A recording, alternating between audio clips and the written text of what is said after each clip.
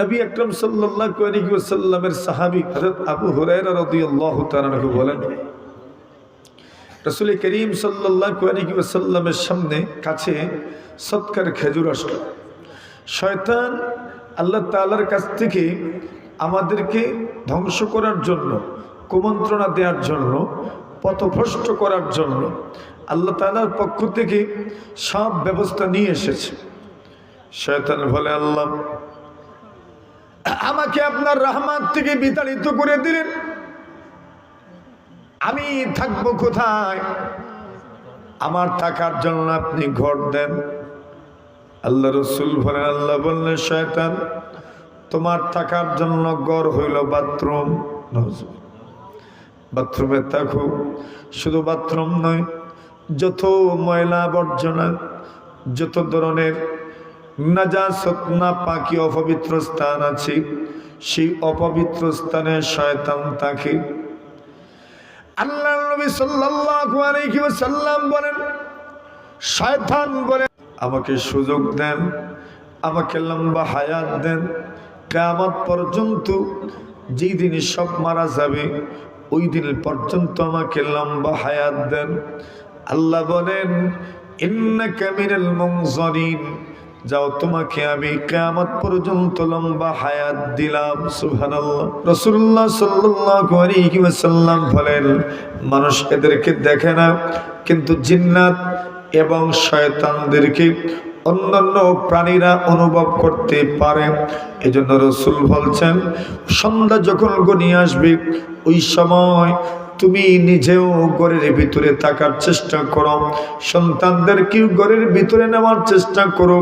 ওই সময় সন্তান মানুষের, শয়তান মানুষের ক্ষতি করতে পারে। আমাদের সমাজেও মানুষ এই কথা বলে, সন্ধ্যার সময় বলে ঘর থেকে বের হইও না, অথবা বলে সন্ধ্যা হয়ে গেছে যাও এরে নিয়ে ঘরে যাও। কেন? ওই সময় রাসূল বলেন শয়তান ঘোরাঘুরি করে। নবীজি সাল্লাল্লাহু আলাইহি ওয়াসাল্লাম বলেন, ওই সময় যদি কেউ বাহিরে থাকে, শয়তানের কুমন্ত্রণায় পড়ে, তার জীবনটা শয়তানি জীবন হয়ে যেতে পারে। এই জন্য বলেছেন, তুমি তোমাকে বাঁচাও, তোমার অধীনস্থ যারা আছে এদেরকে বাঁচাও। আল্লাহর নবীর সাহাবী হযরত আবু হুরায়রা রাদিয়াল্লাহু তাআলা আনহু বলেন, রাসূলুল্লাহ সাল্লাল্লাহু আলাইহি ওয়াসাল্লাম বলেন, সদকার খেজুর এসেছে। রাসূলুল্লাহ সাল্লাল্লাহু আলাইহি ওয়াসাল্লাম আমাকে বললেন, আবু হুরায়রা তুমি সদকার খেজুরের পাহারাদারি করো। আমরা অগ্রহায়ণ মাসে, কার্তিক মাসের শেষে অগ্রহায়ণ মাসে আমরা ধান কাটি, ওই ধানগুলো বাহিরে আমরা ধানগুলো সুন্দর করে শুকানোর চেষ্টা করি, ওইটাকে খোলা বলা হয়। ওইখানে লোকজন উড়াও বানায় আর এখানে ঘুমায়, পাহারাদারি করে। নবীজি বললেন, আবু হুরায়রা তুমি পাহারাদারি করো। আবু হুরায়রা বলেন, আমি পাহারাদারি করতে লাগলাম, সারা রাত ঘুম আসে না, পাহারাদারি করতে ঘুমে আমাকে। পাহারাদারির একটা পর্যায়ে গভীর রজনী যখন হয়ে গেল, রাত্র যখন গভীর হয়ে যায়, আমি অনুভব করলাম কে যেন তার বস্তার ভিতরে খেজুর ঢুকাইতে আছে। এত গভীর রজনীতে আমার উপস্থিতিতে, আমার অগোচরে, আমাকে না জানি বস্তার ভিতরে খেজুর ঢুকানে বালা চোর ছাড়া আর কিছু হবে না, ঠিক না? চুরি চুরি করছে। এই জন্য আবু হুরায়রা বলেন, আমি ওই লোকটাকে পাকড়াও করলাম, চোরটাকে গিয়ে আমি ধরলাম, চোরটাকে গিয়ে পাকড়াও করলাম। এইবার চোর আমাকে সম্বোধন করে বলে, এরে আবু হুরায়রা, আমি বড় অভাবী মানুষ, আমার পরিবার অনেক বড়, পারিবারিকভাবে আমি একজন অভাবী মানুষ। আমার অভাব, এমন অভাব কতটা দিন হয়ে গেল, আমার ঘরের ইচ্ছা আমি বাস্তবিক করতে কোনো চোর নই, ডাকাত নই, কিন্তু অভাবের কারণে, অভাবের তাড়নায় আমি চুরি করার জন্য এসেছি, বাধ্য হয়েছি চুরি করতে। ওরে আবু হুরায়রা, তুমি আমাকে ছেড়ে দাও, আমি ওয়াদা করলাম আমি আর জীবনেও চুরি করতে আসব না। সুবহানাল্লাহ।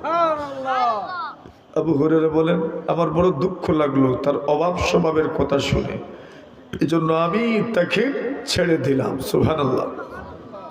নবী আকরাম সাল্লাল্লাহু আলাইহি ওয়াসাল্লাম বলেন, এই দুনিয়াতে যত মানুষ যত টাকা পয়সা উপার্জন করে, ওই টাকা পয়সা উপার্জনের পরে নিজের ফ্যামিলির জন্য, নিজের পরিবারের জন্য ব্যয় করা, রাসূল বলেন সর্বোত্তম ব্যয়, এর চাইতে উত্তম কোনো ব্যয় হতে পারে না। সর্বোত্তম ব্যয় হলো নিজের পরিবার পরিজনের জন্য ব্যয় করা। নবীজি সাল্লাল্লাহু আলাইহি ওয়াসাল্লামের সাহাবী আবু হুরায়রা রাদিয়াল্লাহু তাআলা আনহু বলেন, যখন ওই চোর চুরি করার জন্য এসেছে, বস্তার ভিতরে খেজুর ঢোকায়, আবু হুরায়রা বলেন, আমি গেলাম পাকড়াও করলাম, এইবার চোর উজুগাত দাঁড় করালো। আমি বড় অভাবী মানুষ, অভাবের কারণে আমার স্বভাব নষ্ট হয়েছে, মেহেরবানি করে আমাকে ছেড়ে দাও। আমি ওয়াদা করলাম আর জীবনেও আমি চুরি করতে আসবো না। আবু হুরায়রা বলেন, বড় দুঃখ লাগলো, আমি তাকে ছেড়ে দিলাম। জানেন না, ফজরের নামাজ যখন আদায় করলাম, ফজরের নামাজের পরে রাসূলুল্লাহ সাল্লাল্লাহু আলাইহি ওয়াসাল্লাম আমাকে সম্বোধন করে বলেন, মা ফাআলা আসীরুকাল বারিহা। আবু হুরায়রা রে, গতকাল তুমি একজনকে যে বন্দী করেছিলা, গত রাত্রে তুমি যাকে বন্দী করেছিলা, ওই বন্দীর খবর সবর কি? সুবহানাল্লাহ। বন্দী কি আছে না ছেড়ে দিছেন? ছেড়ে দিছেন। নবীজি প্রশ্ন করেন, আবু হুরায়রা মা ফাআলা আসীরুকাল বারিহা, এরে আবু হুরায়রা, গতকাল তুমি যাকে বন্দী করেছিল, ওই বন্দীর খবর সবর কি? আবু হুরায়রা মনে মনে বলেন, আমি তো রাসূলকে বলি নাই। রাসূল কেমনে জানলেন? আল্লাহর নবীর সাহাবী আবু হুরায়রা বলেন, আল্লাহ পাক নিশ্চিত ওহীর মাধ্যমে রাসূলকে পুরোটা ঘটনা খুলে বলে দিয়েছেন। আবু হুরায়রা বলেন, নবীজি গো, চোর তো পাকড়াও করেছিলাম, চোর আমি ধরেছিলাম, কিন্তু চোরকে ধরার পরে সে তার জীবনের বড় করুণ পরিণতির কথা আমাকে শোনালো, তার জীবনের করুণ পরিস্থিতির কথা আমাকে শোনালো। আমার বড় দুঃখ লেগেছে, বড় কষ্ট হয়েছে, এই জন্য আমি তার উপর দরদি হয়ে আমি তাকে ছেড়ে দিয়েছি। আল্লাহর নবী বিশ্ব নবী বলেন, আবু হুরায়রা, তুমি যে তাকে ছেড়ে দিলা, যাওয়ার সময় কি বলেছে? আবু হুরায়রা বলেন, জি ইয়া রাসূলুল্লাহ, যাওয়ার সময় বলেছে আর জীবনেও আসবে না। আল্লাহর নবী বলেন, আবু হুরায়রা রে, তোমাকে তো বলেছে আর জীবনেও আসবে না, তবে আমি রাসূল তোমাকে অ্যালার্ট করে দিচ্ছি, আজকে রাত্রে ওই চোর আবার চুরি করার জন্য আসবে। সুবহানাল্লাহ। আর জোরে নবীজি কেমনে জানলে?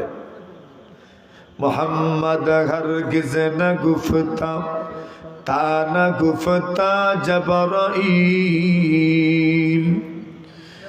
মোহাম্মদ হরগিজ না গুফতা, তা না গুফতা জিবরাইল, জিবরাইল হরগিজ না গুফতা, তা না গুফতা রব্বুল জলিল, জিবরাইল হরগিজ না গুফতা, তা না গুফতা রব্বুল জলিল।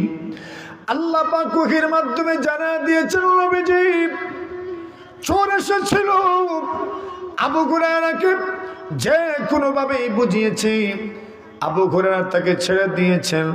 হে রাসূল, ওই চোর আবার আসবে। আল্লাহ রাসূল বলেন, আবু হুরায়রা, তুমি মনে মনে ভেবেছো চোর মনে হয় আর আসবে না, অপেক্ষায় থাকো, চোর আবার চুরি করার জন্য আসবে।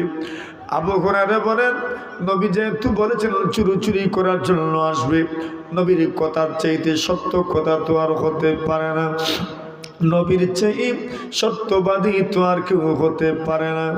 আল্লাহ নবী ভবিষ্যতের ব্যাপারে যা বলেন, আল্লাহর পক্ষ থেকে ওহী প্রাপ্ত হয়ে তা বলেন, অনুমান নির্ভর কোনো কথাই রাসূল সাল্লাল্লাহু আলাইহি ওয়াসাল্লাম বলেন না। আল্লাহর নবীর সাহাবী আবু হুরায়রা বলেন, আরো ভারী শুনলি, প্রস্তুতি নিই, আমি পরের রাত্রে অপেক্ষায় থাকলাম চুরি করার জন্য আসবে। আল্লাহর নবীর সাহাবী আবু হুরায়রা বলেন পারাতারি করছি এমন সময় কানে আওয়াজ আসলো কে যেন বস্তার ভিতরে খেজুর ঢুকায়। আবু হুরায়রা বলে আমি আবার গেলাম, গিয়ে তাকে পাকড়াও করলাম, চোরকে আমি হাতে নাতে ধরে ফেললাম। এবার আবু হুরায়রা বলেন গতকাল তুমি চুরি করার জন্য এসেছিলে, আমি তোমাকে ছেড়ে দিয়েছিলাম তোমার দুঃখ দুর্দশার কথা শুনে, তোমার দুর্গতির কথা শুনে আমি তোমাকে ছেড়ে দিয়েছিলাম, কিন্তু তুমি ওয়াদা করেছিলে আর জীবনেও চুরি করার জন্য আসবে না। একদিন যেতে পারে নাই, তুমি ওয়াদা ভঙ্গ করেছো। তুমি এত বড় মিথ্যাবাদী, এত বড় ওয়াদা ভঙ্গকারী, এত বড় ওয়াদা খেলাফি আমার জীবনেও কল্পনা হয় নাই। এইবার চোর বলে আবু হুরায়রা গো, আমার অবশ্যই ভুল হয়ে গেছে, কি করব কিছুই তো করার আমার কাছে নাই। পরিবারের চেহারার দিকে যখন তাকাই, সন্তানগুলোর চেহারার দিকে যখন তাকাই, তখন মনকে প্রভু দিতে পারি না, ধরে রাখতে পারি না। আমি আমাকে চুরি করতে বাধ্য হই, চুরির জন্য আমি বের হয়েছি। ওগো নবীর সাহাবী আবু হুরায়রা, আজকের মতো ছেড়ে দাও, আমি আপনার সঙ্গে ওয়াদা করছি, খুব মজবুতির সাথে দৃঢ়তার সাথে ওয়াদা করছি। আর আমার বড় দুঃখ লাগলো, 2 নম্বর দিনও আমি আবার তাকে ছেড়ে দিলাম। জোরে সরে বলে আর জোরে, আর ছেড়ে দিলাম। আল্লাহ নবী সাল্লাল্লাহু আলাইহি ওয়াসাল্লামের সাথে আমি ফজরের নামাজ আদায় করলাম। ফজরের নামাজের শেষে রাসূলুল্লাহ সাল্লাল্লাহু আলাইহি ওয়াসাল্লাম বলেন আবু হুরায়রা মা ফাআলা আসীরুকাল বারিহা। আবু হুরায়রা রে, তোমার গত রাতের বন্ধের খবর সবর কি? আল্লাহর নবীর সাহাবী আবু হুরায়রা বলেন নবী গো, গত রাত যেই লোকটাকে আমি বন্দী করেছিলাম, ওই লোকটা আবার অভাব অনটনের কথা আমাকে শুনিয়েছে। ইয়া রাসূলুল্লাহ, ইয়া হাবিবাল্লাহ, বড় দুঃখ লেগেছি, আমি তাকে আবার ছেড়ে দিয়েছি। আল্লাহ রাসূল বললেন তো যাওয়ার সময় কি বলে গেছে? আল্লাহর নবীর সাহাবী আবু হুরায়রা বলেন ইয়া রাসূলুল্লাহ, ইয়া হাবিবাল্লাহ, যাওয়ার সময় বলে গেছে আর জীবনে আসবে না। রাসূল বলেন মিথ্যা বলেছে, অপেক্ষায় থাকো, আজকের রাতে আবার তার সাথে সাক্ষাৎ হয়ে যাবে। আবু হুরায়রা বলেন আল্লাহর নবী বলেছেন মিথ্যার কোনো সম্ভাবনা নাই, আল্লাহর হাবিব যা বলেন তাই সত্য হয়। আল কাউলু মা কালার রাসূল, রাসূল যা বলেন তাই তো সত্য। আবু হুরায়রা বলেন আজকেও তাকে পাকড়াও করলাম, পাকড়াও করার পরে এইবার ওই চোর আমাকে গত 2 দিনের মতো তার অভাব স্বভাবের কথা আমাকে খুলে বলল। আবু হুরায়রা বলেন এই আজকে তো আমি ছাড়বো না, সেও ভালো করে জানে, এই জন্য আমাকে অফার দিয়ে লোভ দেখায়। এরা আবু হুরায়রা, তুমি যদি আমাকে ছেড়ে দাও, আমি তোমাকে একটা জিনিস শিখাবো, ওই শিখানোর বিনিময়ে তুমি আমাকে ছেড়ে দাও। এই লোকটাও জানে আবু হুরায়রা শিকার জন্য বড় আগ্রহী, আবু হুরায়রা শিকার জন্য বড় লোভী, ইলমে দ্বীনের জন্য বড় লোভী। রাসূল সাল্লাল্লাহু আলাইহি ওয়াসাল্লাম বলেন মালহুমানি লা ইয়াশবাআন। আল্লাহ রাসূল বলেন 2 ধরনের লোভী আছে যাদের লোভ জীবনেও শেষ হয় না। এক ধরনের লোভী হলো মানগুবুন ফিল ইলমি লা ইয়াশবাউ মিনহু, ইলমের লোভী যারা ইলম অর্জন করে, যত ইলম অর্জন করে তৃপ্ত হয় না, পরিতৃপ্ত হয় না, আরো ইলম অর্জন করবার মনে চায়। ওয়ামান গুমুল ফিদ দুনিয়া লা ইয়াশবাউ মিনহা, আরেক ধরনের লোভী হলো যারা দুনিয়া লোভী, যত দুনিয়া পায় তার পেট ভরে না, আরো চায়। আল্লাহ রাসূল সাল্লাল্লাহু আলাইহি ওয়াসাল্লাম বলেন, লাউ আন্না লিবনি আদম ওয়াদিয়াম মিন যাহাব, কোন মানুষের যদি একটা হাওর সোনা হয়ে যায়, এক হাওর সোনার মালিক যদি কেউ হয়ে যায়, আল্লাহ রাসূল সাল্লাল্লাহু আলাইহি ওয়াসাল্লাম বলেন, লা আহাব্বা আইয়াকুনা লাহু সানিয়া, আল্লাহ রাসূল বলেন তার মন চাইব যদি আরেকটা হাওর আমার জন্য সোনা হয়ে যেত, দুইটা হাওর যদি তার জন্য সোনা হয়ে যায়, আল্লাহর রাসূল বলেন তার মন চায় যদি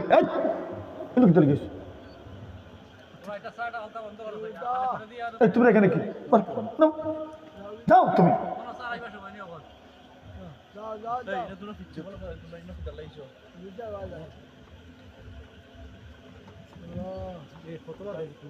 জনাবে রাসূলুল্লাহ সাল্লাল্লাহু আলাইহি ওয়াসাল্লাম বলেন যদি কারো দুইটা হাওর সোনা হয়ে যায়, আল্লাহ রাসূল সাল্লাল্লাহু আলাইহি ওয়াসাল্লাম বলছেন তার মন চাইবো আরেকটা হাওর যেন তার জন্য সোনা হয়ে যায়। মানুষের লোভ শেষ হয় না। রাসূলুল্লাহ সাল্লাল্লাহু আলাইহি ওয়াসাল্লাম বলেন, ওয়ালা ইয়ামলা আফাহু ইল্লা তুরাব, রাসূলুল্লাহ সাল্লাল্লাহু আলাইহি ওয়াসাল্লাম বলেন একমাত্র কবরে গেলেই মানুষের পেট ভরবো, কবরে না যাওয়া পর্যন্ত মানুষের পেট ভরতো না। ঠিক না বেটি? কবরে গেলে কি আর, কবরে গেলে তো আর কোনো আশাই নাই, সব এমনিতেই সে। তো রাসূল বলছেন ওয়ালা ইয়ামলা আফাহু ইল্লা তুরাব, বাস্তবতা তো এমনই, কেউ তো পরিতৃপ্ত হয় না, সবার মন চায় আরো দরকার, আরো দরকার, আরো দরকার। কথা কোন ঠিক না বেটি? নবী আলাইহিস সালাতু ওয়াস সালামের সাহাবী আবু হুরায়রা রাদিয়াল্লাহু তাআলা আনহু বলেন,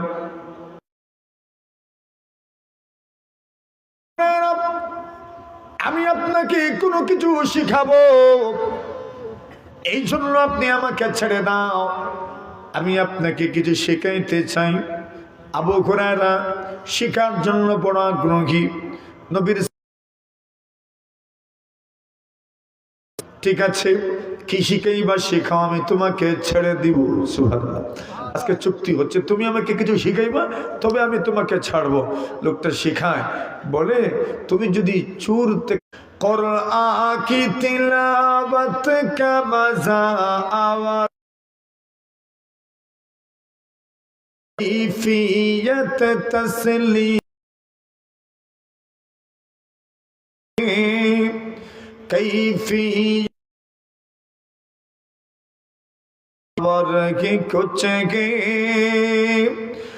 दुनिया में बज़ागिर के दिए कितने गिरौशान, दुनिया में बज़ागिर के दिए कितने गिरौशान, पर रशद हिदायत का दिया अवर की कुछ गे, पर रशद हिदायत का दिया अवर की कुछ गे,